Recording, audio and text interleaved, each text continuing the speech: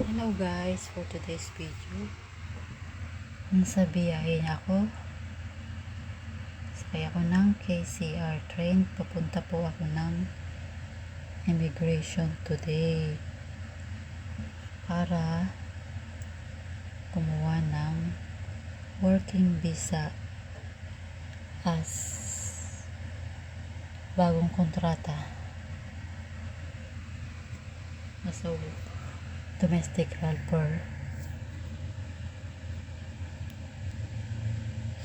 Ano nga ba ang mga requirements kapag mag-a-apply o kukuha ng working visa sa immigration? Una, ang ginawa ko po ay kumuha muna ako ng form sa immigration. Yung form na yun ay may 4 na copy ng kontrata na pipil upan. Tapos yung form para sa employer na pipil upan niya, at isang form para naman sa domestic helper na pipil upan din. Tapos yung pagkatapos nun mapil upan, magpapa-booking o appointment naman sa immigration para sa pag-apply ng visa, working visa. Kaya today, ngayon yung appointment ko, 9 in the morning, at 9 o'clock din po yung ng umaga ang open ng office ng immigration. Ngayon, yung requirements po na kailangan i-provide para sa immigration, una po ay kailangan ng photocopy ng Hong Kong ID ng employer, nakasulat doon yung contact number. At Hong Kong ID rin, photocopy rin ng helper, nakasulat din yung contact number. Then, photocopy rin ng may expired na visa, and photocopy ng passport ng domestic helper, and old copy nung mapapaso na kontrata. Yun po, yun yung kailangang i-provide na requirements. Yun po yung hihingi ng immigration officer. At syempre, huwag kalimutan dalhin yung original, yung passport, tsaka yung Hong Kong ID.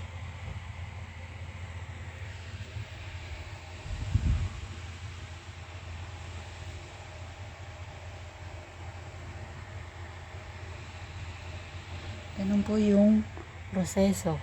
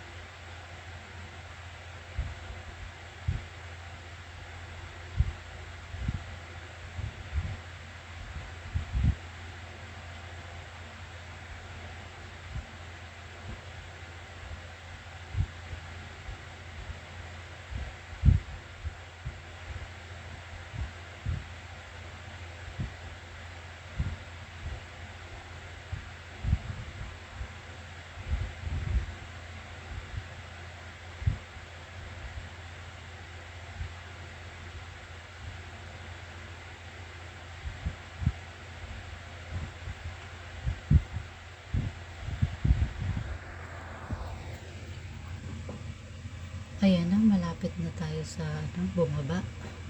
Pagliko niyan, doon na yung train station. At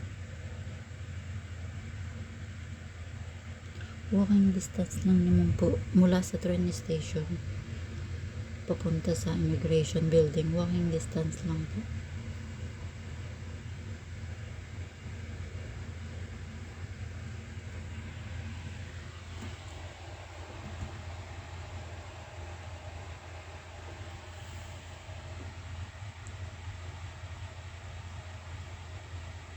Ayan na yung train station.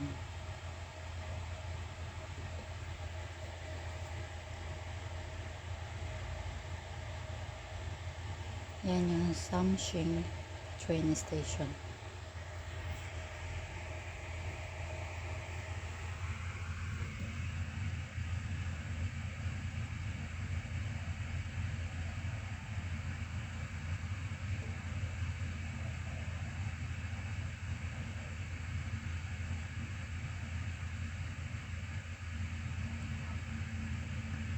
Ayan na, start na maglakad papunta sa immigration building.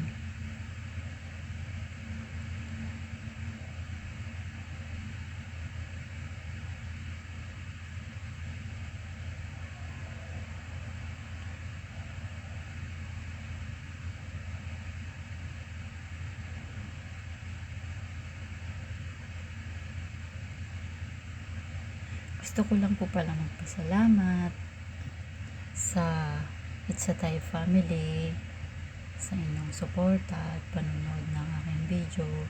Maraming salamat po at ganoon din po sa iba na nanonood ng aking video.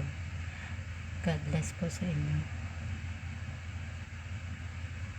Ayan, pakita ko po sa inyo yung view. Ayan ang nilakarat ko. Ayan, lakad pa ulit. Malapit na.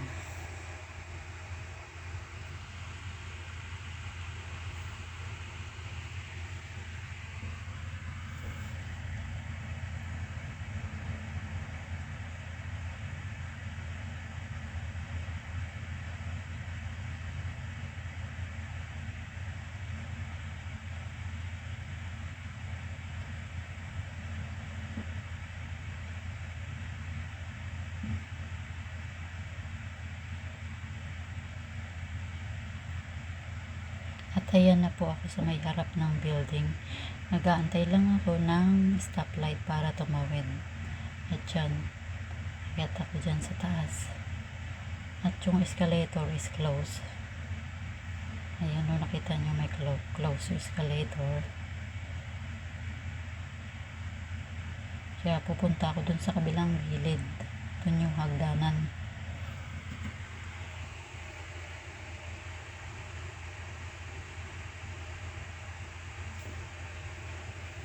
Ayan na. Diyan na ako sa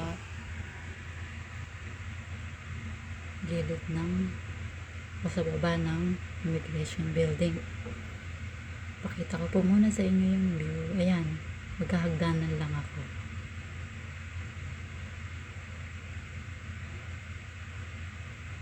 Bawal palang mag-video doon, no? Kaya hanggang labas lang.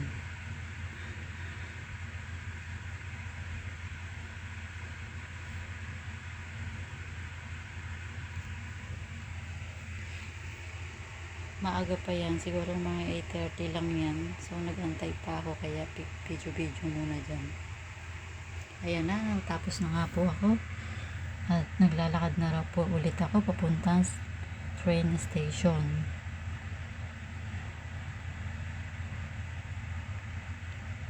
Ayun, dinudukot ko at ipapakita ko sa inyo yung copy ng visa na nakuha ko. Bali, ano lang yan, 1 year, another year, kailangan i-exit ko yan.